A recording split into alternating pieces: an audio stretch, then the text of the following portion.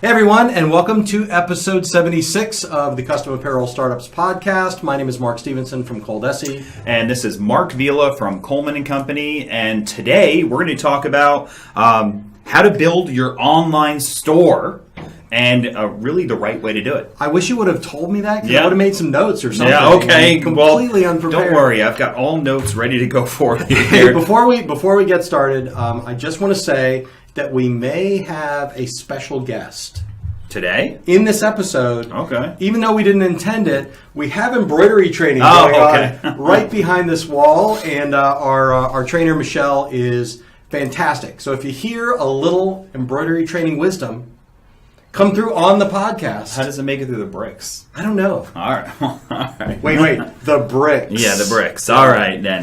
Well, everyone, what are we talking about today? How to build your online store. Should you build an online store is maybe the first question to answer in this. And we're talking about an e-commerce store, a place where you can send your customers to, and you can send marketing to, and folks will see something and buy it there, whatever it might be, and we can discuss some of those ideas. Right. So e-commerce is one way to talk about it. Some people will talk about it as a shopping cart or a cart. Some people will say just an online store. So we're talking about the same thing. We're talking about a place that you can go on the web where someone can click and buy your products. They can put in a credit card number, PayPal, something like that. That's just so we're very inclusive, because we have a lot of people that are at different levels. Yeah. When it comes to online stuff. In the custom apparel world, you may be a home embroiderer, and you just upgrade to a brand new Avance 1501C, which is a great embroidery machine, by the way. You just do that to do your business, and you're figuring out how you're going to market and sell. And someone told you that you should have an online store. Yeah. So you are welcome as well. So if you hear anything here you need clarification on, if you're not really understanding what's going on, then you are definitely welcome to email us or make a comment on the podcast or the YouTube video, and we're happy to help. Yeah. Just want to say that up front. Well, great. No, and the place to start is really should you have an online store, because we are in the custom apparel business. And does it make sense to have an online store for everybody? I could probably make a case for every business on why you should. I'm going to say no. Yeah, but sometimes it's no. And I think it's just because it's work. And there's complexity involved, and you have to be able to justify the amount of money that's going to come out of that website versus the amount of time and money you have to put into it. And even in our industry, there's... while it's very popular to buy stuff online, it's easy to go find a custom T-shirt or embroidered design and buy that online.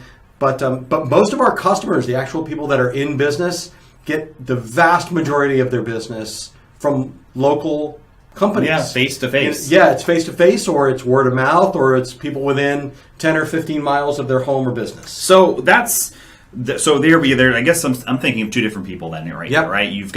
If you're listening to this and you say, I want to sell online because I've got some great T-shirt ideas or fashion ideas, or I just want to have an online store, I'm going to generate business through Google or Facebook or whatever it might be. Yep. Then keep going naturally. Right. But if you're thinking about what you just mentioned, well, all of my business is face to face. Here's the case that I'm going to kind of make right now, and then you decide if this is good for you. Right. But the way I envision it is, if that's your business, if 99% of your business is face-to-face, in-person, referral, typically what happens is we want to upsell, right? We want to sell to that customer again. Having an online store gives you the ability to do this scenario, and hopefully just a few sentences will help everyone understand what it is. You talk to a customer. They say, I need 45 golf shirts for my small business, or local company. You provide them the golf shirts with their logo on it, embroidered or vinyl or whatever it might be, and you deliver it to them, and then the job's done, and you say, come back again when you need more, right? The online store portion of this is, and every shirt has a little card in it, or you let whoever's in charge of this, you send them an email and ask it to share with the company. By the way, if anybody wants a replacement shirt, a cap, a tote bag, anything like that, go online, and they can buy them one at a time right off my website without having to go through you. Right. And this is just a great way to earn additional customers and earn that little small business later on. It's very convenient. Also, while somebody's on your website, they may see something else that they want to purchase that they weren't aware of that you missed communicating with. Yep. Right? And this is the opportunity for you to, maybe you do have maybe you sell to IT firms. Yes. And that's who a lot of your business comes from. Maybe you've got like a little small business idea that you've been working on, some funny t-shirts that have to do kind of with the IT computer geek community. Yes. And you want to push that line. Yep. Here's a great way to get people in front of those and test them out. See if anybody buys them. See if people like your ideas. So I like that. So from a local business perspective, you might want to have an online store. So you can get reorders more easily. Mm-hmm. So you can expand your average sale. People may see something online that they did not realize that you carried, right? And also, it also gives you the opportunity to get found by businesses outside your usual walk of life. So we've got several businesses that got kind of big, and this was a little bit earlier on, but because they decided they wanted to do a screen printing and DTG business, and they started to produce some really good shirts, and people started calling them from different parts of the country. Oh, yeah. They had no idea how the customer found them or anything like that, but they found their website and they started placing orders, and that was a source of some real success. Yeah, and we have customers that do, because they have a website, not necessarily an online store even, but their online presence allows them to actually do business out of their local area. Yep. So if you say 95% of their business is local, this 5% trailing could come from anywhere else. Now, in this scenario, we're talking about a business that is already running, or that has got some local business at least in their pocket, and they're using a shopping cart as a way to facilitate that and increase that.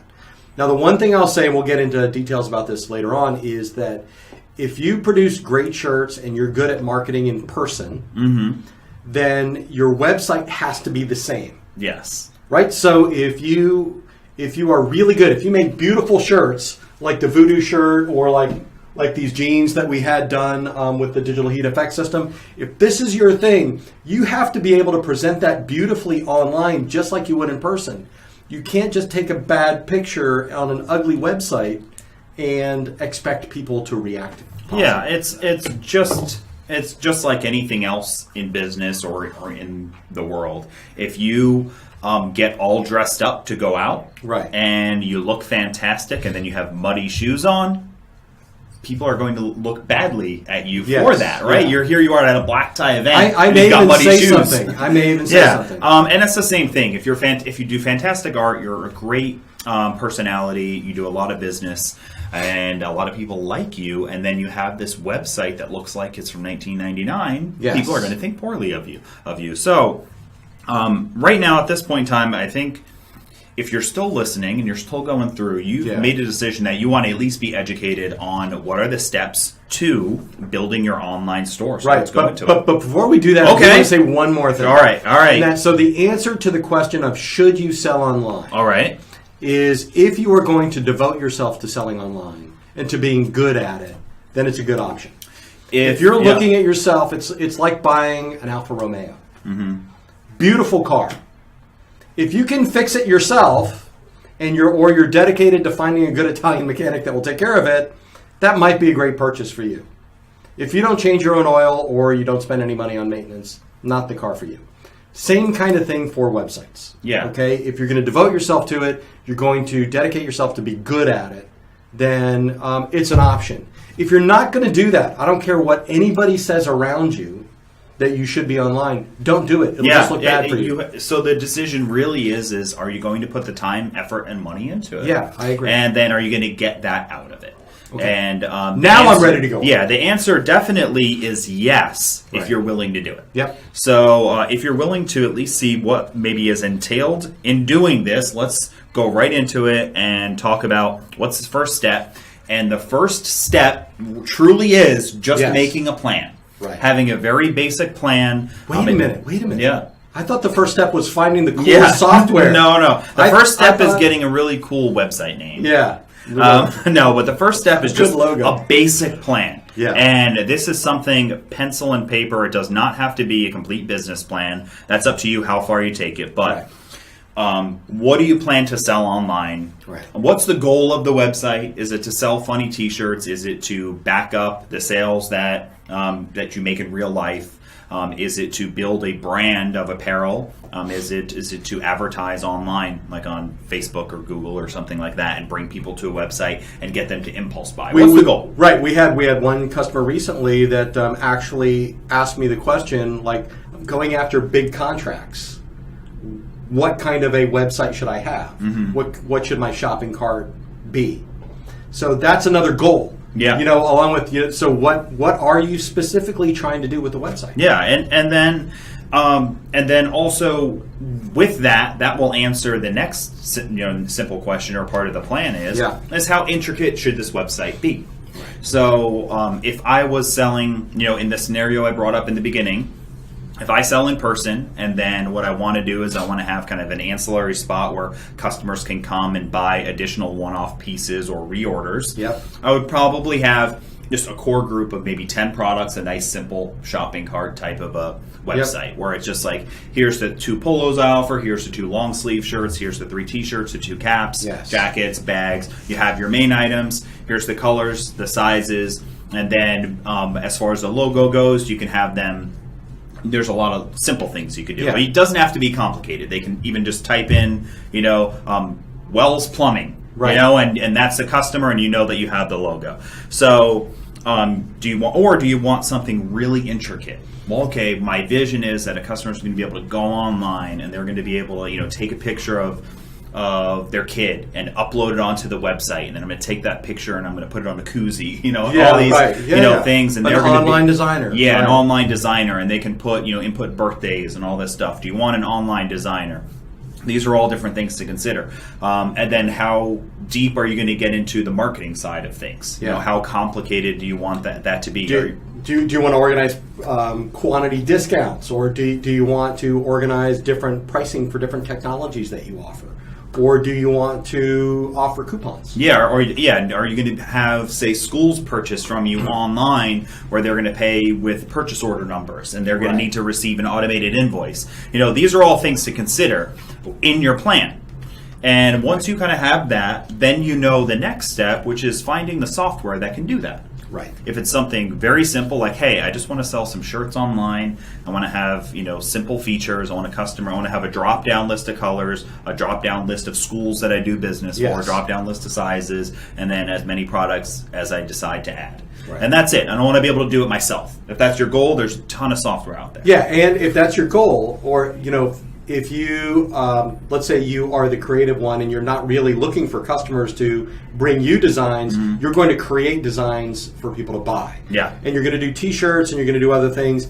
You may decide at this point, after you write your plan and what you want to accomplish, that you don't mind paying the fees at Etsy for you not to have to do any of this stuff. Yeah. Right? Sure. That's a valid decision that you could make. And you could do the same thing through Facebook or eBay. There's tons of places where you can do this too. So you don't necessarily have to have your own software store set. But that goes to, what's your plan? What specifically do you want to do? Like, who do you expect your customer to be? What do you want them to do when they get there? And you can look at all those things, and actually you've got another place where you can make a decision whether or not to go off and do this stuff yourself or participate in one of these other services. Yeah, and part of the last step in the plan is after you write it all down, then you really just say, now that I have this idea, how are people going to come and find it? Right. How are they going to find me? Yep. And just have a plan for that. Right. Now, you might say, well, I'm going to do, I've been researching SEO, search engine optimization. Right. I'm going to write a bunch of blog posts about a very specific niche market. And I'm going to be doing, comic book themed t-shirts. Yep. And it's going to be very specifically for, millennial female comic book fans. Right. Well, you've got this great niche, and you can write a bunch of blog posts and do a bunch of videos, and that might be your plan. Yeah. Or your plan might be, I got great designs. I'm going to advertise them on Facebook. Yeah.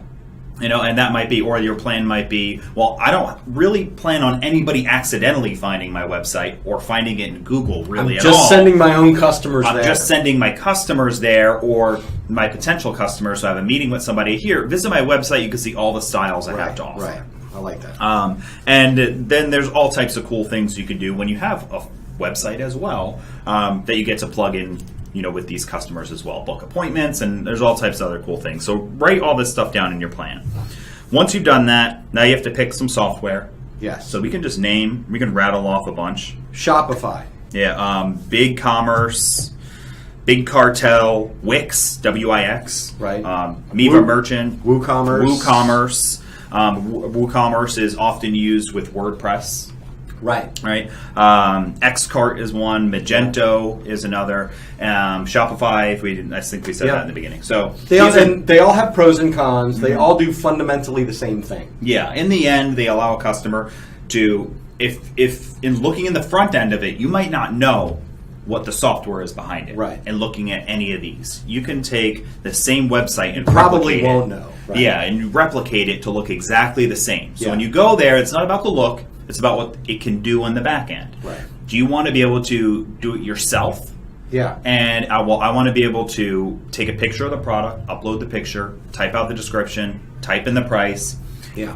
Decide where it's going to go on the website and hit OK, and then it's going to be online. If you want to be able to do that, make sure the software allows you to do that. Yeah. And you'll be able to tell right away, because that software is it's going to tell you right away when you get to the website. Build your own website. Do it yourself. Right. That type of stuff. Or it's going to say, hey, you might want to hire somebody. Right? Yeah. And now, just want to give you a couple of examples. So Coleman and Company, it's got to be close to 5,000 products now. Yeah. There's it's over pictures, 5,000 SKUs. And Mark is a very complicated guy when it comes to e-commerce marketing. Yeah. By that I mean, like, Coleman and Company is always pushing the envelope on better ways to attract new customers, better ways to help people find the right product, and to message to them, encourage them to buy things after they get there.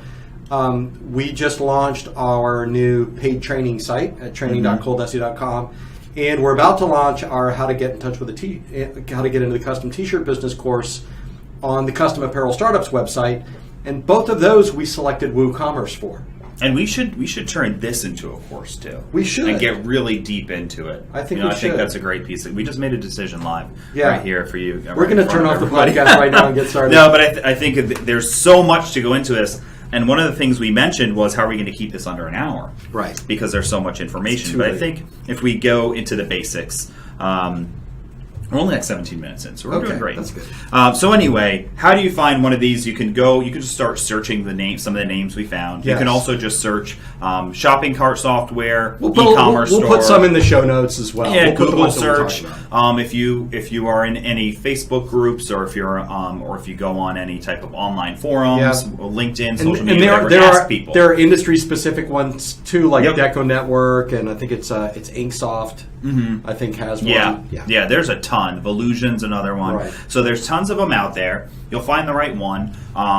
It's all going to matter on, do you have big dreams where you want to hire a company to do it? Yep. And then they might choose for you. So that's another thing you could do. Yeah. Is if you say, I don't want to do anything with it, I just want to be able to make the shirts when the orders come in. I just want to take care of the orders, not run the website. Then you could get a referral, find a good firm that will build it for you, and then you tell them everything you want to do, and then they will say, what you could do, just get this one. It's simple. We'll manage it for you. We'll upload. You could just use, say, Shopify. Even though it's simple, we'll do all the uploading for you, and you could take it over if you ever want it. Right, or that decision that they make might be based on what they have the most experience with. Yeah, that's very true. So, for example, like if you trust me and you come to me about a shopping cart, and I'm most familiar with WooCommerce, and then my second is Shopify, those are the two that I'm going to talk about. So a service provider is not going to go out and learn a new shopping cart. That's right. For you, right? They're going to take what they're most familiar with. 99.99% of the time, they'll be able to make it work. Yeah, and also the question to ask is going to be, if I want to take the keys from you and drive it myself, can I? Right. Can I upload all how simple is it going to be? Yes. And see the answer to that, and make sure you're comfortable with what that answer is. Right. I would not be able to take over and do all the development for the Coleman and Company site by myself. Right. I don't have that knowledge. There's too much into it. But you meet my minimum standards for any website. I have to go in and I have to know how to and be comfortable with editing the text and description and stuff. I have to be able to upload my own pictures and put in a new product. Yeah, that's kind of my minimum. Yeah, right? and it's great. You have to find that spot. So once you know what you're going to want to do, if you're a complete DIY person, make sure that you don't get in over your head, which is a common mistake. Somebody looks into it and they look at something like Magento, which is a great software, but you can literally do anything. Yes. So when you can do anything, there's a lot to do. There's a lot to do. You know, so it's the equivalent of it's like the little Legos having a giant tub of them and just splashing them on the floor and just build a castle, versus the big ones for little kids, and it has instructions on how to build a castle. Right. It's like how long you can really get into a mess with those big ones, and you could get lost into something that you never come out of. I think you never build a castle. I think that's the first Lego example I've ever used. Oh, congratulations! I was good. I really wanted to try to work in the biker. Okay, so speaking of that, we do have some kind of things that you need to think about after you've made the decision, and you know now how some of the criteria for picking which platform you want to do. So yes, you're going to do a website. You've got a plan in place. I've selected my software that I'm going to use, or a contractor that I'm going to use. What's the next step? Yeah, for one, make sure in that decision. Yes. The final thing in that decision is. Don't do it just because it's free and you say, well, it's going to cost me nothing, so it's no risk, because it's a trap. Yeah, it's a trap that you can fall into where you get something you're not happy with and you give up. And second, don't base the decision 100% on price. Base it on your plan, and just make sure you can afford to invest that and keep it up. So if you're going to spend a lot in the beginning, it's going to cost you a lot when you want to revamp it.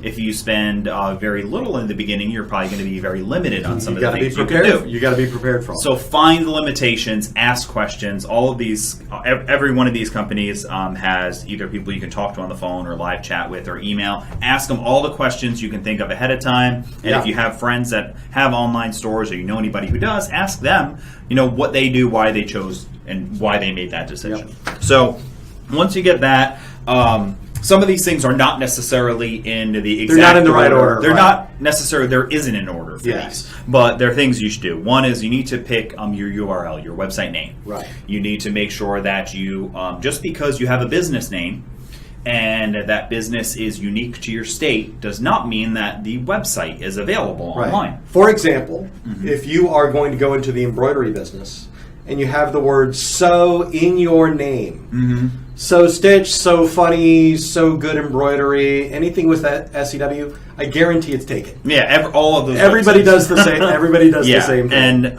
or if it's in Stitches, chances are that your website's going to be taken. Now, so look at that first. And the URL, which is what you type in when you do www. That name is your URL. It does not have to be the same as your company name. It doesn't have to be exactly the same either. It could be similar. There's plenty of rules, but it has to be something that's easy to get to. So you can purchase and search the availability of these through Google, through Amazon, through GoDaddy. There's lots of places you can do it. Yep. You can do it through the software that you're going to purchase through. They oftentimes will provide that as a service as well. Or if you're hiring a firm to do the work for you, they can do it as well. And you're going to pay for that, by the way. You're going to pay when you pick that name. You're going to register that domain name, and that's going to cost you a couple of bucks. Yeah, and you own it, and it doesn't cost a lot. Make sure you shop around for this stuff. Don't just go to the first place you Google search, find, click, and buy, and impulse it because you don't want to get ripped off or you don't want to be stuck with in a situation where it's kind of a mess. Pick that URL, and you also got a little note here. Listen to episode 73 about trademarks. Yeah, so we talked about trademark names and is the name taken by somebody else, and we had an attorney / marketer on this episode. You don't want to go after Nike NIKEEEE.com if you're selling shoes. Okay, just don't try to be tricky. Yes, it's not going to work out well. That's the whole lesson for that. Yeah, don't be tricky. Listen to that podcast; it'll help you out when you're building your brand, your name, your images, your website feel. Yep. A lot of people come in here and they find a copycat of a big brand, or a sports team or something like that, and they want to start an online store. And I say the same thing every time. I say, just know that you're walking on dangerous territory. If your entire business is built around this, have a plan B, because you might get a letter one day. And you're breaking the law. And you're breaking. I just want to say that if you're doing like college stuff or you're doing sorority stuff, I mean, you're breaking. So just make sure that listen to that episode because it ties in with. Don't go online with any of that. You don't want to spend $5,000. You don't want to spend $200 and throw it in the trash. Yeah. You don't want to spend $5,000 or $20,000, whatever your dream website is, to find out that you're infringing on somebody's trademark or copyright. So listen to that episode. It'll give you some good tips. It'll help you when you're building your site. Next is now you have software you know what you're going to use. You've got the website URL set up. Yep. You feel comfortable about your trademark and all that. Yes. It's time to just set a date. How long is it going to take you to build it? Whether talk with if you're doing it yourself, talk with the software company. Yeah. Whether IM or email or on the phone and say, hey, this is all the things I want to do. Here's kind of my plan. How long should it take me to build that? Build in some time for you to make mistakes and want to change things. If you're working with a company you're paying, ask them how long it's going to take, how long is the project. And set a launch date. Yeah. This way you've got a goal. You need to set a goal for a website. Otherwise, it will never launch. Especially if you're dealing with a contractor, honestly. In a lot of cases, they may have a bigger project that comes in that bumps yours back. You really need to get a commitment from that company that this is when the site will launch. Yeah, and so if you are talking to a company, get a launch date. And if you are doing it yourself, then give yourself one. So if you go to Shopify, you're live chatting with somebody, you tell them these are all the things I want to do. They say, yes, absolutely, Shopify can do all that stuff. Here's some plugins you can purchase, et cetera, et cetera. How long would it take me to build it? And they say, oh, you could do this, in probably just 8 or 10 hours maybe. Yeah. Then say, okay, I'm going to go ahead. I'm just going to give myself 10 days. Yep. Because I need to take pictures, and we're going to get into all the other things you need to do. So you say, I'm going to give myself 10 days. I'm going to give myself 30 days. Yeah. Whatever it is, set a date, and then try to hold yourself to that.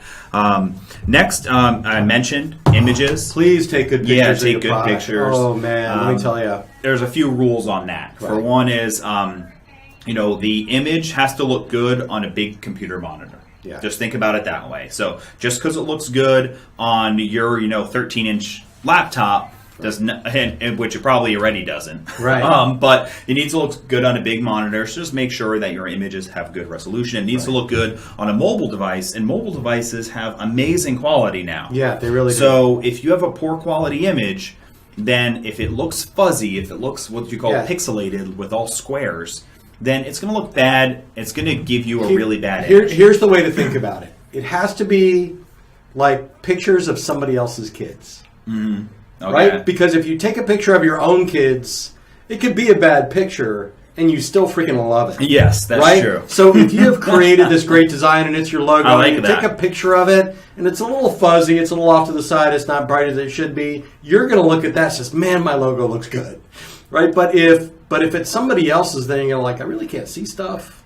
If I go to Amazon, or if I go to Etsy, or if I go to White House Black Market or American Eagle, I'm going to take a picture. There's going to be a beautiful person in a beautiful shirt or jacket in a beautiful setting taken perfectly. Yes. So you don't have to do that, but you've got to do better than fuzzy and dark. Yes, fuzzy, dark, and aspect ratios that are incorrect too is another really thing that people do incorrectly. And these are just things that you're going to have to just learn a little bit about. Yeah. You do not have to be an expert on this. But what you're going to do is you're going to go to your store.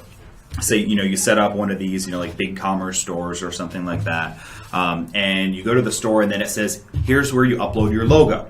And then right next to it, it will have numbers. Yeah. 3 or 4 numbers, X, 3 or 4 numbers. This is the size of the image that they want it to be. Right. They want it to be this size. And if it says 1200 by 600, first of all, just Google search yourself and learn what those numbers mean and what that is. Right. It's minutes of work. Right. Okay, understand it. Find a YouTube video. Yeah. Once you understand what that means, 1200 might be, if we're just talking in numbers, 1200 if you were to say 12 inches, that's not exactly, but just to give you a reference point if you don't understand, you could say 12 inches by 6 inches. Yeah. Right? So imagine just a photograph that's 12 inches wide by 6 inches tall. If that's what it needs to be, if you if you put one in, if you buy a picture frame, and the picture frame is 12 inches by 12 inches, and you slide that image in there, right? It's good. It's not going to look good. It's not going to look right if it's in the wrong size frame. Right. So that's essentially a really good way to think about it. Yeah, it's essentially what it is. And I also want to encourage you that if you have seen pictures of Coleman & Company products or ColDesi's products, or you've seen our stuff online, I promise you that 97% of that stuff was taken with my Samsung or an iPhone or something like. We don't have a studio here. Yeah, that's what I'm trying to say. We don't have like a $10,000 commercial camera and like a big studio. Like this fake brick is as fancy as we get. That's it. Yeah. So go ahead and just use your phone. Use a really nice quality webcam. Yeah. If you have a nice camera that you use for family photos and stuff, use that. Yep. Get some good lighting. There's a ton of YouTube videos on how to take good pictures. There's tons of them. We should do a course on that. Yeah, we should do. But there are tons. So get on YouTube. That's another thing. Get on YouTube and learn about how to take a good picture, understanding image quality. If your logo is supposed to be this wide, or I'm holding my hands out for those listening. Yes. If your logo is supposed to be, a foot wide, and it's supposed to be in a rectangle shape, and you put it into a square box, and it forces it into a square and squishes it in. It's not going to look right. Yeah, it's not going to look right. It's going to look bad. Don't squish or stretch images. So there's just some basic image stuff. No squishing. No squishing. Show notes. No stretching. All right. So the next one is one that's particularly dear to my heart here. Okay. For this stuff, and that is a great product descriptions and details. Because I see lost opportunity in most of the apparel websites I go to. So what someone will do is they'll go to Sanmar, who is a blank apparel supplier that we deal with, who's great. They'll provide you with blank, beautiful images of their apparel, of their blank shirts and bags and things like that. And I'll see someone put up pictures of 4 or 5 different blank shirts, and the description will be cotton, blend, T-shirt, V-neck. When you're missing a couple of opportunities. First of all, you've got to put yourself in your customer's shoes.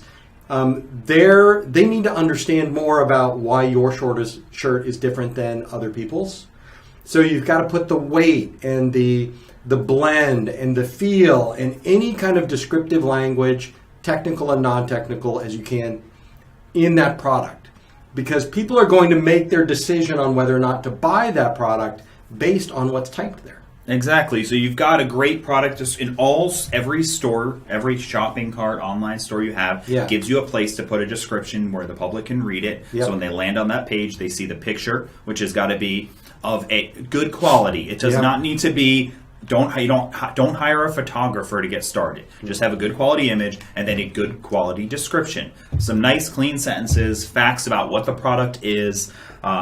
If it's a particular type of cotton, what type of cotton is it? Yes. If it's a blend, what are the blends? What are the materials in it? If it's snag proof, put that in there. Yeah. If it's color fast for washing, put that in there. Any positives that your apparel supplier tells you about this product, share this with your customer. The more details you can put in there, the more comfortable they're going to be in choosing to buy this apparel. And think about it, like Etsy's sellers are good at these kinds of descriptions as well. Think about putting in there the stuff that you like about it. Sure. The reason that, I write this down, right? I added this to the site because after the first time I held this shirt, I could feel that it was great quality. I think you're going to love it. Yeah. Make that part of your description, and also realize that if someone is searching online for a custom T-shirt, this is if you're looking for that found business from SEO. They're not typing in usually the model number of the shirt. If somebody types in V-neck, they're not going to find you. Mm-hmm. But if the description of your shirt is I picked this shirt because I love it. It's got great washability. It looks great with my direct-to-garment printer process. It's very color fast. Yeah. This is a great custom T-shirt for golfers. This is a great polo for workwear. Put all the words that you can think of that people might search for. Sure, and it's great for just when you're sending your customers there. because what I envision is a lot of folks that are listening to this, they get most of their business from in person, and then they're going to build this online store, and they're going to tell the people they meet in person to go to the online store to help them pick which apparel they want, especially if they're not feeling samples of it in person. Then when they get there, you can put in the description, this is great, I recommend, recommendations for uniforms, golfing, I love that idea. You could put recommendations in there.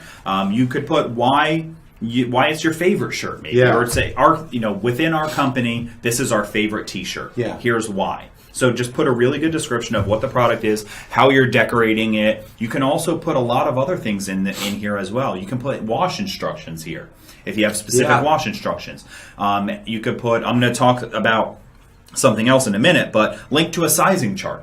Because folks are going to want to know how do I measure myself for this shirt. And if you have a really simple site, you could also mention that, hey, this hat matches this shirt perfectly. So if you wanted to get a set, it's a good idea. Go look at this hat. So you can recommend other products. Goes great with this product. And so if you do all that right, I just want to describe the power of it. If you do it right and you do it consistently, if you go in right now and you if you Google search for a commercial embroidery machine, you will find the Avance embroidery machine everywhere because we pay attention to these descriptions. Okay? So, and good images. That's the other thing is that Google and all this stuff, they like good images. That I took with my Samsung. There you go. So let's see. Think now that you've got images, you've got descriptions, you know what software you're going to use, you kind of set a launch date, or at least you have a plan for your images and descriptions. Next is just a simple thing, but get your email set up. So if it's myshirtcompany.com, then you're going to want to get, support at myshirtcompany.com, help at, sales at, you want to be able to just have, or your name, however you do the business, whatever the personal and usually that happens when you buy that URL. Correct. So if you go to GoDaddy or a Bluehost or something and you decide to look for a domain name there, they'll offer you, hey, get 5 business email addresses for X. Yes. That's the easy way to do it. And you can do this again through Google and Amazon. All these services have it. This is all stuff that's very inexpensive. So if you're looking at this and you're seeing a 3-digit number, you're probably already spending too much. Right. It's a 2-digit number to get your email, the domain, the basic things set up, or very low into 3 digits. So it's inexpensive. Make sure that when you're getting your email set up, that it's in a platform that you're going to understand how to use. So some of these, you're going to go to a place where you can buy a domain registration. They might have an email that they provide you or an email service that might be free or included. But in order to access it, it's very complicated. So right now, for example, maybe you get your emails on Google or you get your Gmail. So you know how to access your email pretty easily. What we're saying is that some of the services that are offered when you buy your website or get your domain require extra work in order to easily see and respond to emails. Yeah, so if you're going to purchase an email, sales at mystore.com, then how am I going to access that email? Ask the question, ask the support from the company you're going to purchase through, and et cetera. And most of these things also, these companies can reroute all of these things too. So if you want to use Google or Gmail somebody or can walk Yahoo, you through that. Yes, they can connect these things Not together. if you want to use Yahoo. I would not. But there's a lot of folks out there that are really happy and really dedicated to their Yahoo. That's because they haven't been hacked yet. But yeah. So I personally like the Gmail service. That's the one that I would recommend. I find it you can do all of this through Google and through Gmail, and it's pretty easy to work with, and they have some support that'll help you. And the GoDaddy service is really easy too. If you're in get somebody on the phone type of a service, the GoDaddy one's cool because you can actually just call somebody and do it all on the phone. Yep, which I like. So next are merchant services, right? Oh yeah, well before that we had that one. I guess the order doesn't really matter as much, but we can talk about merchant services. Okay. So merchant services, this is the ability to take a credit card. Right. Online. And it's tied into that security on the website. Yep. Right? So you've got to do both. Correct. So the other thing is making sure that you have the right security for your website. So when you go to buy your website, your URL, I should say, and then you go to buy your hosting. The hosting is going to be the space where your website lives. Imagine that if you have a store, you have to lease a spot in a commercial space, right? That's what the hosting is. It's a spot that you're going to lease. It's on a computer somewhere, on the internet. So if you're going to go through, when you go through to purchase your e-commerce software like Shopify, they will probably say hosting is included. They're including the hosting, and they're going to include all the right security. It's easy. If you're going to do it through GoDaddy or Google, they may ask you, do you need additional security like SSL certificates or HTTPS? And you do. These are security. You do need these things if you're going to take credit cards online. If you go to set up your merchant account, they're going to ask if you have this. If you say yes and you don't, they will know. Right. You can tell if this exists. It's not something that can be lied about. It's just very simple, and that is right there on your website, and it can be searched online. The other thing you can consider when you're buying and getting into all this is the privacy of your domain. If you are going to have really offensive T-shirts that might offend a lot of people, but you could sell a lot of them. Right. We will not be giving any examples. You can pay to not have your name associated with the website. Right. Your name and your personal address and your personal phone number. If you don't pay for that additional service, and believe me, all these companies will attempt to sell you this stuff because they make money for selling you these services. So that's something you consider. It's like back in the day, you had to pay for an unlisted phone number. Oh yeah. If you didn't want your home phone, your AT&T phone bolted to the wall, if you didn't want that phone number to be public, you had to write somebody a check. Wow, I forgot that existed. It's the same thing now, though. It's the same as this.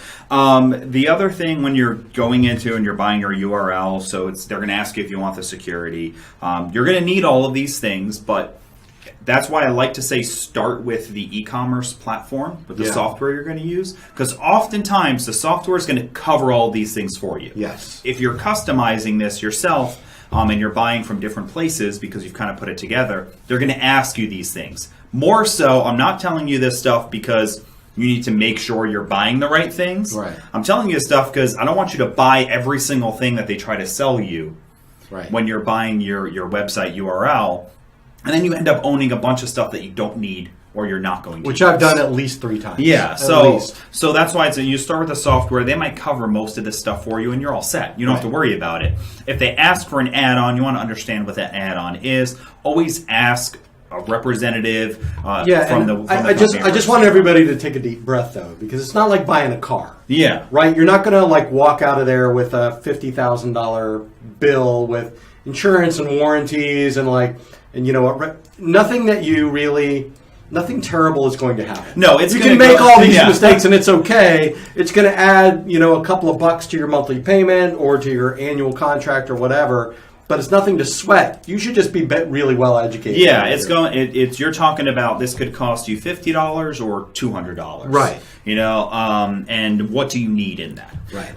While you're purchasing other things, these companies who sell the URLs and the domain names, etc., these domain registrars, and they are going to offer you to buy other website names that are similar to yours. Yes. And this might be a good idea. What do you think about that? Yeah. It depends. Okay. If it is a word that everybody is going to misspell, like for example, my last name, Vila. Right. People insist on having a second L in there. They do. Even if they're Hispanic and they understand that 2 L's is not the with 1 L, isn't it Vila? No, not in Spanish. Okay. But even people who speak Spanish don't spell it right. But whatever, we don't have to get into that. But if it was going to be, Mark Vila's T-shirts, I know that a ton of people are going to put 2 L's in there. 90%. I know that it's going to happen. So if that is available, buy the wrong. I'm going to buy both. Yeah. I'm going to buy the wrong one so I can take the wrong one and redirect it to the right one. Right. And whoever you buy it from can do that for you. Yeah. So if it's going to be a misspelled word, or if you want to have a short version, if it's Marianne's Embroidery Shop and Gifts and tchotchkes, which is a word. Yeah. So and .com. That's a really long name. Yeah. It might just want to be Mary's Gift Shop as a second one you buy. That it's something that you can say to somebody that they can remember real quick or type. I do want to say that Mark Vila is both Spanish and Italian, so he's talking with his hands constantly. So, Picture big fish, little fish. Yes, big fish, little fish. So the other thing that I wanted to say about that, if I can remember it again after my fish example, and I can't. Okay, well then I'll tell you something else, and then you think about it. So you can also, with the extra URLs, sometimes you when you're talking about buying your domain name, it might be .com, it might be .co. That was it. That was it. It. Might be .us. There's a lot of these other things to do. Just consider when you're telling folks where to go that a lot of people are just going to automatically go to .com. Anybody over 40 is definitely going to get a .com. Yeah, so if you are buying .co, you need to make sure that it's very clear. .us, it's very clear that you understand what you're getting into. But there's going to be a lot of other options, and these companies who sell this stuff are going to try to upsell you all of them. Right. You don't need all of them. Yeah. They will give you 40 options. Because no matter how big your brand gets, Nobody is trying to buy Nike.us. Nobody's really, nobody has CafePress.biz. Yeah. You're not going to get spoofed. The odds are very low. The odds are low. They're very low. As you grow, these are all things that. However, the one thing I'll say is, like, if your brand name and your URL are the same, trademark everything. And then, it won't matter if someone gets a domain close to yours. Yeah, and there's an approach to all of this to be considered. Mm-hmm. The very, very conservative, high goal approach would be, I'm going to dedicate my life to this. Yeah. I plan on making $1 million here.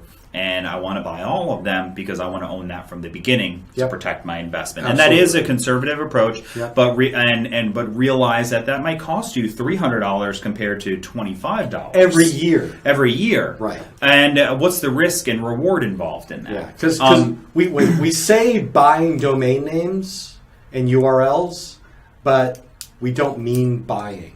Because it's not permanent ownership. Yeah. You're renting it over a period of time. For 1 year, 3 years, 5 years. I'm a big fan of, in the beginning, just do the year. Yep. Because you might end up in the end of all this saying, you know what, the e-commerce thing wasn't for me, or I'm dropping this brand because I don't really like the brand I was building up. I'm going with a different niche. Yep. So in the beginning, do a year because it's cheaper. Yep. Spend less money, spend the money doing something else, spend the extra $20 on something else. And then maybe the next year you buy the 5-year plan or the 10-year plan because you could do that and save money over time. Yes. But in the beginning, it's not necessary to buy the whole 10-year plan for everything. Buy a year. Okay. So next up, we can dive deeper into the merchant account. So you're going to need to be able to take credit cards online. Your shopping cart software will recommend services that work with them. So and when we say merchant account, that's what we're talking about. A merchant account is one that gives you the ability to take credit cards. It can refer to the ability to do it, and it can also refer to a specific vendor. Yes. Like, you sign up with PayPal, that is fundamentally a merchant account. Yes. Right? Yeah, and PayPal is often a very recommended one because of their user-friendly approach. Yes. So that doesn't necessarily mean that the money has to sit in a PayPal account you can't access. Right. I mean, no, this is real business. And some of the shopping cart software actually comes with. Some of those services comes with a... Yeah, and there's others. I think there's Circle Pay, Authorize.net. There's a bunch of them that are out there. And you will find that when you go to set up your website, so you're on, WooCommerce, and it's asking you which merchant service are you going to count, or you're on Shopify. These are the ones that we work with, or you're on wherever you are. They're going to let you know, and you're going to have to sign up. Now, signing up for that is something that can take a couple days to get approved and get done. Right.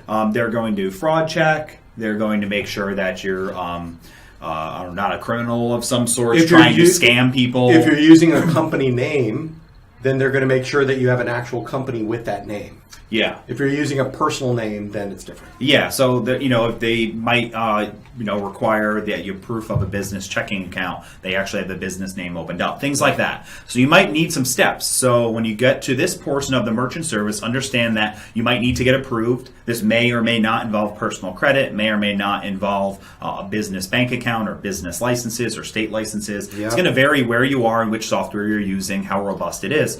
You can, and then also understand that when people are being charged on their credit card, this is what's going to show up. Right. is this. So if you put it in your personal name, that's fine. You can do that. You can set up your online PayPal and have it in your name, but understand when somebody purchases from your website, it's going to have your name on their credit card bill. Right. Maybe that's okay because it's Mary's embroidery, and if it comes up as Mary on their credit card, then not fine. A big deal. Right. If it's really offensive t-shirts.com and you hit the URL, but then you put the PayPal under your name, the credit card is going to show your name. Right. So understand that that's all tied together. That process is an approval. It takes some time. So this is something that you want to set up and then be patient because it might not happen instant. And this is part of your plan, right? Correct. These are the things that you should maybe have thought about and considered before you start the process. Yeah, you should know. And while you're doing this, ask some smart questions if you need to when you're making this decision. How is fraud handled if you get a fraudulent charge brought to you? What about a chargeback if somebody says that the credit that you falsely charged them? How does that get handled? Understand the process of this. Ask the questions of whoever you're going to choose to work with. Yep. And oftentimes I'll have an FAQ list that you should read through anyway, because I'll have a bunch more questions than we didn't even think of. Yes. So read and understand. The next thing I'd say is shipping. Get set up. How are you going to ship your product? Are you going to ship it? Right. If you're a local business and you're just sending your customers, say you deal with a whole bunch of youth sports teams, and what you do is you're going to tell everybody to go and order there. So, for example, the one that I'd worked with in the past, when we ordered the shirts, there was no shipping option. They didn't send it to us. It was pick up at field on this date. Like it, right? So it said on the first on your first game day, all the garments will be there, and the coach will have that. Yeah. So maybe that's how you do it. Maybe you just deliver on Fridays directly to the business. So if somebody orders something, as long as they order it by Wednesday, they'll receive it by that Friday. And then if they order any time between Saturday and Wednesday, they'll receive it. Maybe that's how you do it. Maybe it's only pick up at your shop. Right. Because you're only doing local business. So whatever it is, you could decide, are you going to do like USPS flat rate boxes or bags? That could be a very inexpensive if you're just selling one-off t-shirts. Maybe speed and time of delivery is very, very important. So you're going to choose UPS or FedEx. Right. That's how we are at Coleman & Company. Yeah. The people need to know exactly when they're going to receive their supplies at exact times and dates. So we use UPS because of that function. They can choose the date they want right in checkout. It says get it by Wednesday, and it's going to be there that day 99.9% of the time. And don't forget the other things, because we see that question a lot on the Custom Apparel Startups Facebook group is, are you going to put your clothes in bags before you ship it? Mm-hmm. Are you going to put it in a branded bag, or are you going to put it in a box? What are you going to include when you ship it? Is somebody going to get a packing slip in the box? Or are they going to get a copy of the invoice? Or are they going to get your business card? Yeah, there's a lot of steps, and it's simple, but complicated. But complicated. Yeah. Everything has a little series of things to think about. And you don't have to do it all at once. Yeah. But you are going to get a big order one day, and you're going to go, what do I put this in? Yeah, what do I do next? And then you're going to go down and spend your profit on a box. Yes. You have to have custom made. And the other thing I really want you to consider is that it's not going to be perfect out of the gate. Right. And they're always, so what you should have is like, this is what I'm happy to launch with. This is a short-term goal. Yeah. And this is a long-term goal. So you could say, well, what would be perfect is I have this beautiful website with perfect images. They order online. They get this beautiful custom branded box. When they open it up, it's in a custom branded plastic bag with tissue paper and a sticker. And all of that's great. And it's an awesome experience for buying a high-end t-shirt. Right. Maybe in the beginning you do just start with just tissue paper in like a USPS flat rate box. Right. I've ordered beautiful high-end stuff, and it's come in that. And I open it up as tissue paper, and maybe you go to Walmart and you buy some thank you notes, and you're in the beginning, just the great. Personal touch is writing a thank you note. Then you say, okay, but one day I'm going to buy custom-made boxes. It's all part of your plan, and it's knowing what you want to do and how you want things to look. Yeah. You should after this is done, maybe go and listen to our customer experience podcast. There's a lot of good stuff in there because that delivery step is important. Yeah. Especially if it's an online business. And then also consider other things. Are you going to offer free shipping? Right. I like that. I think that free shipping is really important. not everybody is going to feel the same way about it. Right, especially in accounting. Yes, but yeah. Especially. But are you going to do some sort of a flat rate, or all shirts ship for $3? You're going to say everything ships for free. Or orders over $50. Your shopping cart, your e-commerce software will allow you to write and create these rules. Right. And you can decide what's good for you. Just remember that everybody is offended at shipping, no matter what you charge. So always keep that in mind. Right. Okay. You're better off to raise the price of your product. Okay, move on. But anyway, it's important to consider all of those things. Are you going to deliver? How are you going to deliver? Who are you going to use? Is that going to integrate with your website? Right. Because and oftentimes, if you're going to choose to use, say, UPS, yes, your e-commerce software will have a direct plug-in to UPS, so your customer can get an estimated shipping right in their shopping cart. So and I'm going to bring up a very current example. Sure. Is that so we have always traditionally shipped UPS, for smaller items. And people are always asking us why you can't just mail something to us. And that's because it's not the easiest thing to implement in the shopping cart that we have. Correct. Right? So that's a great example of we'd like to do these things where if 15 years ago, when we first started Coleman and Company, we had thought, okay, one day we might be able to want to ship through these 5 different ways. What's the best platform for us to do that? We may have made a different decision. Yeah, and you'll see when you build your website, you'll begin to empathize with some of the things that we go through, because there's also there's agreements between these companies and shopping carts and how it can be implemented and all of these things. So it's going to be something, again, it can be very intimidating, but in the beginning, pick something and then have a goal for later on. Yes. So you could say, well, what I'm going to do in the beginning to keep it simple is I'm going to choose this one because it looks really easy to set up. And then in the end, maybe I'll do this. But in 18 months, I'm going to have to... Next year, I'd like to do this. But for now, I'm going to start here. So find a place to start. I like it. Next is really just art and design that comes along with building a website. Yeah. When you build a website, if you're doing it on your own, they are going to have templates you're going to choose from. Right? A template meaning it's going to look a certain way. Right. There's going to be a header on the top. On the left, there's going to be a sidebar with an image. On the bottom, there's going to be a footer with an image. And then here's where your product image is going to go, etc. Yeah, it's like moving into a retail space where they've already got the shelves set up. Yes. So how easy is it to move one shelf to another place? What do you need to do to fill the shelves? Yeah, and it's the picture frame analogy again. Yep. If you go to the craft store and you buy a picture frame that holds 20 photos, then some of them are going to be squares, some are going to be 4x6s, some are 5x7s, one's an 8x10. You have to figure what's going to go in those spots. Yeah. So with that, you're going to have your logo, images that might go in the header, images that might go in the footer, what you call like the favicon, which is the little icon that's on the top of the browser, that tiny, tiny little thing. Social media links, plus all the social media images. So images for Facebook, images for YouTube. Yes. If you're going to have these pages. Yes. So what you do is the easy way to do it, which again, everything sounds complicated, but if you do it in steps, it's easy. You pick the theme that you want, and you take a look, and where do I need to put images? So there's a main header. That's a big image. I need one big image. Yep. I need 3 little images for the bottom. I need 1 long image for the side. And this is my basic website template. Okay. What do I want to put here? Are you good with art? Can you do it yourself? Yes. Or if you're a graphic artist and you're in apparel, there's a lot of great graphic artists that are listening to this. Yes. You could do it yourself. You're going to know a lot of this stuff. If not, you might want to hire a company to make all of those for you. Yep.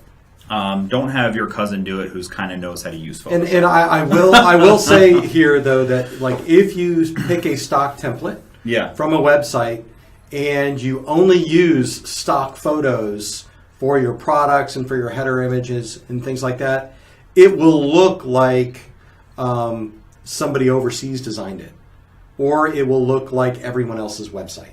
So it will not be an attractive website. Yeah. Only stock images. It would be better to have a picture of you and your shop or your equipment or the last 3 t-shirts you designed as the big header image on top than it would be just having some generic buy a T-shirt from me and a guy in a blank shirt. Yeah. Do you want to make sure that, again, it's got to match up with your brand. So this is your homepage, your main images, whatever's in the template. This is an important place to go and just make sure you have good art, good images, and it's going to make the website really look nice and clean. Right. And make sure that you know people who are going to be really honest with you, brutally honest about how your website looks. So when you share this with them, they can tell you, hey, that image on the top feels fake to me. Yeah, or you can approach us. Yeah, for sure. Like, we'll definitely tell you if you have an ugly website. Okay. I'm not shy about that at all. Like, I will. I love to. You can't wait. I love to kill people's dreams of their websites. Well, but no, it's have great art. Be prepared for it.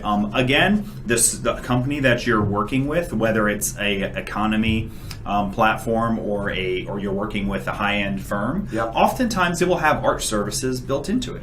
So you can pay for this stuff too. You can also, again, build over time. So in the beginning, maybe you just have like a really simple image, which is just a picture you took on your phone of a shirt you embroidered. Yeah. And you start there, and it's not your dream one. Right. But you know that in 90 days, you're going to dedicate $500 to getting all brand new custom, art designed for your website. Yeah. So again, stages. Right. It doesn't have to be perfect to launch 100%. So next is a privacy policy page. Right. So this means what are you going to do with the information that you collect? So you should be collecting email addresses from people so you can email market to them. Right. You also might collect names and addresses and things like that. Oftentimes the email service you use or the merchant service or whatever software you're using to collect this information might need you to post a privacy policy. And what a privacy policy is, it's just how your company promises to treat the information that they receive. So a lot of standard things that you'll see in a privacy policy is that I will not sell your product information. I promise to keep your information as secure as I can, within reason. I will not market other products to you outside of what you see on this website. And it'll also say something like, I use a third-party email marketing company that it manages my emails for me. However, they also have privacy as well. So you might need to have some of these words in there. The good thing about this is circling back, the software will more than likely have a template. Everyone uses a template. Yep. There's a template already built in for you. And if you do have, say, if you get a new software plugged into your website, they will tell you, by the way, in order to get, like we have shopper approved. We do reviews on ColemanandCompany.com.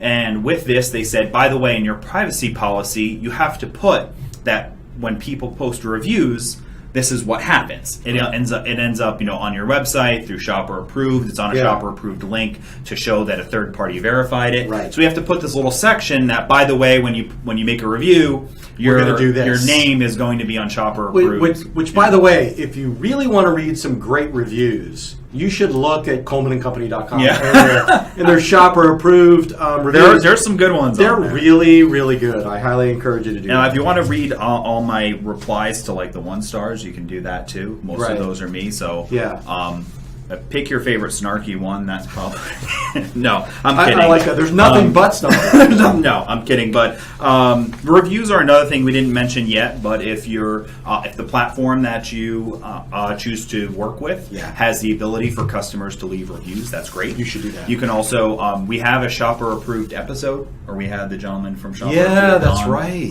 That was good. Yeah, so you can listen to that too. They offer a service, but also the software that you use might offer a service as well. Right. And you can also link to your Facebook page if you encourage customers to leave your reviews there. Yep. Again, these reviews don't have to be from everyone buying online. Right. They might be from folks that you deal with in person. I would say that make sure that you're good at what you do. For sure. And that you treat people well. That really helps. Right. Because if you're bad at what you do, and you're still figuring things out and people give you bad reviews, they will last forever. Well, we're at an hour, and I think we can throw in like 5 more minutes here. Okay. So let's wrap this up. What do you want to talk about for 5 minutes? Well, not for 5 minutes, but I think to finish it up, once you've gone through all the steps and you've set everything up, make sure you're working with if you're going to DIY it, make sure you work with a company that's going to have the ability to help you on the phone or live chat or email. Yeah. And then this way, when you're all done, you actually have a website that works. and you don't end up having to go and pay somebody when you didn't plan on doing it from the beginning. Yeah. If you are going to pay for somebody, make sure that you have a quote, a set date, how much it's going to cost, when it's going to launch, and how they're going to manage it in the long term. Yep. And then once you have that all set, you want to test your site before you start telling everybody to go to it. So Please. click on every single link. You should do this yourself, or pay somebody to do this for you. Test on every link, actually check out, go through the process yourself. Or pay somebody to go through the process from start to finish, every page, read everything, read it again, have somebody proofread for you. Yeah. Look for typos, look for grammatical errors, look for errors that possibly can happen. When you click here, you get an error. Yep. And then do that before you officially launch and start putting it on your business card and telling everybody to go there. Right. Or worse, pay for advertising Right. to the a wrong web page thing. that's broken. Which we've never done. And then what are just a few, let's just fire off other things to consider and think about when they're doing this lightning round. Yeah, okay, so my favorite is, where are you actually going to get traffic from? Okay. So we didn't talk about, you build a beautiful website, how are people going to find you, other than you telling them physically to go to your website? If your plan is to have people find you nationally or outside your immediate family, then you're going to have some idea of how people are going to find you. Correct. And you might have to pay for that. You might have to do really well at getting found on Google. Yep. Or your plan might just be, I'm not going to be found nationally. It's just a place for my local customers to find me. And if somebody finds me by accident, that's cool. Part of your plan. Yeah. So part of the plan. I say one of the things is, have something on your, if you're going to do that plan that I mentioned in the beginning, yeah. where you're going to send people there, have something on your homepage or in the main area, that something else you're going to sell them. Lessons besides on what they're upselling. calling. That would make a good podcast series. If you're telling people that you can go online to buy replacements for their polos if they rip it or tear it, or they want to stain it or want a new one, what you should do is on your homepage have laptop bags that you offer that. You know, you can also get your laptop bag with the logo on it too. So offer an upsell. So if you're going to make it a really big project, if you have a huge dream, be prepared that the bigger the idea, the harder it sounds, the harder it is to explain to somebody, the more it's going to cost you, and the more it costs you in the long run too. Yeah. To manage it for the long term. Right. That's a big deal. Yeah, software is going to need to be updated. Things are going to need to be changed. Things are going to change. You're going to get an update to PayPal that breaks something in your UPS. Happens and you're going to have somebody have to fix all that. The more complicated it is, the harder it is to fix. If you get a nice, simple service that's managed like Shopify, when that stuff breaks, you don't even know it breaks. Yeah. There's a team taking care of it. If you custom built it from the ground up and you hired a firm to do that, they're going to have to fix it for you. Right. Or you have to fix it yourself if you built it yourself. Yes. What else? Anything else that we have here? I think just a final note from me. This is like a living live place that you go now. Even though it's virtual, it's not. I think virtual means real, but not real. It is your online store. Yeah, it's a real place now. So a digital, just because it's digital and it exists on the internet, does not mean it's a real store. Yeah.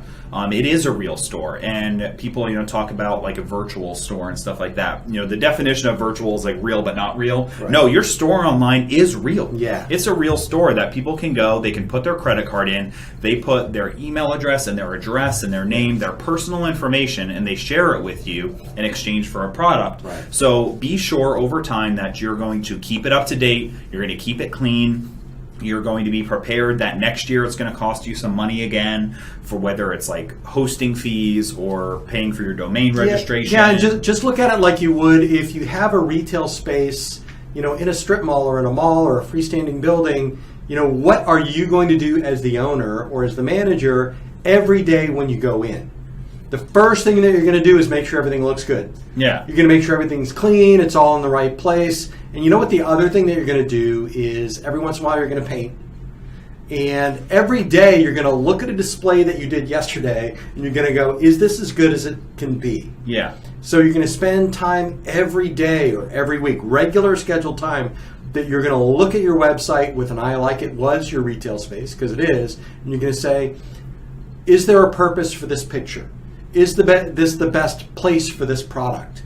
Do I need to freshen up these designs? Is there anything I need to clean up? Can I change the description? What can I do every day so when people walk into my business or go to my online store, that they are encouraged to buy something or to buy more than they had expected to spend. Yeah, right? and I would plan to I would set some rules for yourself too, to say I'm going to make one change to my website a month. Yeah. Or however often it needs to be. It's going to be different for everybody. It might be a day, it might be a month. I mean, I make a change every day. Yeah. Every single day I'm making a change here. But we have a different store than you might have. If you have 20 products, just once a month I'm going to add a new image. I'm going to update a description. I'm going to take questions that my customers have asked, and I'm going to add it to product descriptions or the FAQs. Like that. Or the other pages. So that's what I'd say. Just remember, too, that it's a living thing, that it's really needs to be updated, the change needs to look great, and need to plan that in 5 years from now, if it looks exactly the same as it does today, you're probably doing something wrong. Yeah. No, you are. I went to a website the other day that hadn't been changed since the 90s. It was literally terrible. Yeah, and it looks bad. It poorly reflects on you. So just understand that this is your store and treat it as if it was a real life store. What would you do? I agree. Yeah. Okay, so we're going to wrap this up. The last things that I want to say are for you to please look for the show notes. So if you're listening to this in your car or on your phone, then definitely spend the time to go to customapparelstartups.com, look up this episode in the show notes, because we're going to link to the shopping carts we mentioned. We're also going to link to a couple of the episodes that we mentioned, and we're going to embed the video of Mark and I talking right now on the website, just because, your eyes may need some pain. They may need to be affected in some way. And after all of this, I know that all of this can sound very intimidating. And it should be a little bit, but it shouldn't be something that you have to be scared of. And I really think that more people than less should have an online store, because it costs so little to really make it. You only have to sell a handful of things to be able to pay for your store to exist. Okay. Really, literally a handful. So I'm a big fan of small businesses being able to utilize the online world to get somebody while they're standing right there, so you can buy that shirt in your phone right now. Yeah. While I'm with you, I'll show you how to do it. I like that. So it's cool. It's also a place where you can take credit cards, which is another cool little feature. So. Okay. Well, I think that's it. All right. This has been Mark Stevenson from ColDesi. And Mark Vila from Coleman & Company. You guys have a good business. Thank you.